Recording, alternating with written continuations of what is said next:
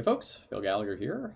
We're not going to play the last round out with this deck today for the last day of Daily Death and Taxes this week. We're just going to be dropping and we're going to talk about this deck in detail instead. Um, there's literally nothing in it for me in terms of winning, for getting 1 wins. So instead I actually want to focus on this.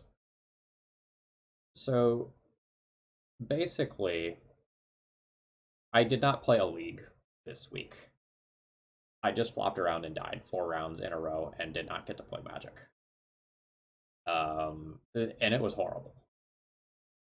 So, the mana is always not great in these decks, but I have 17 white sources and stumbled on white sources all game. And I have 26 mana sources and went back and forth between being mana flooded and mana starved all league. So someone 5-0'd with this deck list, so the deck list has potential. But I just did not do anything. I mulliganed to 5 and 4 multiple points in this league. I did not get to play any Magic in this league. There were very few games where I made any impactful decisions. There was very little combat math. There was very little of anything that resembled the Legacy that I know and love, and that's really, really frustrating.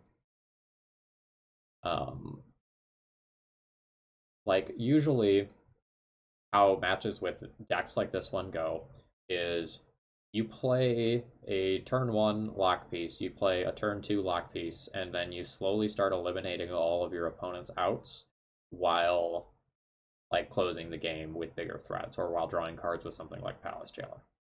And instead, this game, what it went was I play a card, my opponent plays a card, I play a card, my opponent plays a card. One of our cards completely invalidated the other person's deck, and then the matches were over. And essentially all I did this match was play Haymaker Magic, where the person who had the bigger Haymaker won, or the person who didn't stumble won. And there was just no interaction at all. And that's really, really frustrating. So more normally when you play out a deck like this, there's really, really complicated combat math going on that involves Eldrazi Displacer and balancing using that offensively and defensively, and none of that stuff really happened this week. And that's really, really disappointing to say, but it's, I think, just kind of indicative of format health right now.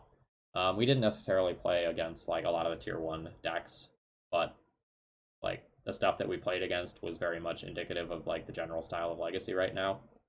So the Ninjas deck that we played against, I think in rounds 1 and 3, it's the sort of thing where I am trying to get my Haymaker down on turn 2, and then the rest of the game resolves around me using free counter spells and bearing you and card advantage.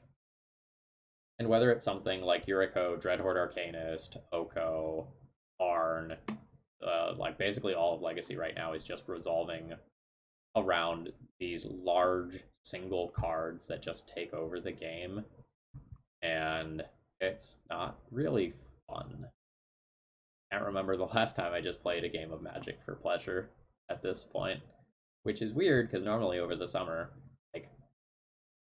I'm not a trophy leader, but I'm on the trophy board because I'm playing enough in my leisure time that I actually win,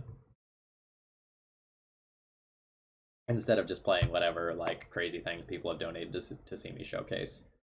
So yeah, all in all, just have a bad taste in my mouth about Legacy right now, and I don't know what there is to be done about that other than wait for them to print some new cards that warp the format in a different direction.